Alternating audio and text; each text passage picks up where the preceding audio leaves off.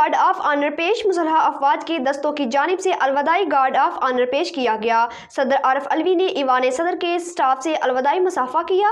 مزید تفصیلات سردار طاہر محمود کی اس رپورٹ میں۔ صدر مملکت عارف علوی کو الوداعی گارڈ آف آنر پیش کیا گیا۔ مسلح افواج کے دستوں کی جانب سے الوداعی گارڈ آف آنر پیش کیا گیا۔ صدر ڈاکٹر عارف علوی کے اعزاز میں الوداعی تقریب ایوان صدر میں منعقد کی گئی۔ الوداعی گارڈ آف آنر کے بعد صدر عارف علوی نے ایوان صدر کے اسٹاف سے فردر مصافحہ کیا۔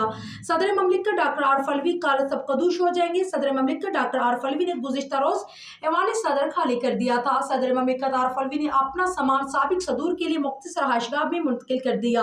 صدر مملکت کل 9 مارچ کو اپنی ذمہ داری سے سبکدوش ہو جائیں گے۔ ان کے عہدے کی آئینی مدت ستمبر 2023 میں مکمل ہو گئی تھی۔ نئے صدر کے انتخاب تک وہ اپنی ذمہ داری سارے انجام دے رہے تھے۔ ڈاکٹر عارف علوی نے ستمبر 2018 کو صدر پاکستان کی حیثیت سے حلف اٹھایا تھا اور ان کے عہدے کی 5 سالہ آئینی مدت گزشتہ سال ستمبر میں مکمل ہو چکی تھی۔ تاہم الیکٹورل کالج مکمل نہ ہونے کی وجہ سے 6 ماہ 2018 کو صدر کی حیثیت سے حلف اٹھایا تھا۔ الیکٹورل کالج مکمل نہ ہونے کی وجہ سے وہ 6 ماہ سے زائد عہدہ صدارت پر برجمع رہے۔ واضح ہے کہ صدر مملکت ڈاکٹر عارف علوی نے 9 ستمبر 2018 کو پاکستان کے 13ویں صدر کی حیثیت سے حلف اٹھایا تھا۔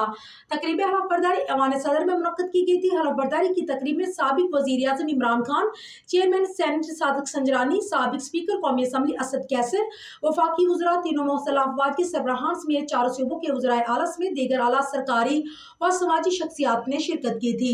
صدر عارف علوی کا شمار تحریک انصاف کے بانی اراکین میں کیا جاتا ہے۔ صدارتی انتخابات میں عارف علوی نے سینیٹ اور 4 صوبائی اسمبلیوں پر مشتمل الیکٹورل کالج سے 352 ووٹ حاصل کر کے کامیابی حاصل کی تھی۔ نئی صدر مملکت کا انتخاب کل ہوگا، جس کے لیے حکومت اتحاد کی جانب سے آصف علی زرداری جبکہ سنی اتحاد کونسل کی جانب سے محمود خان اچکزئی امیدوار ہیں۔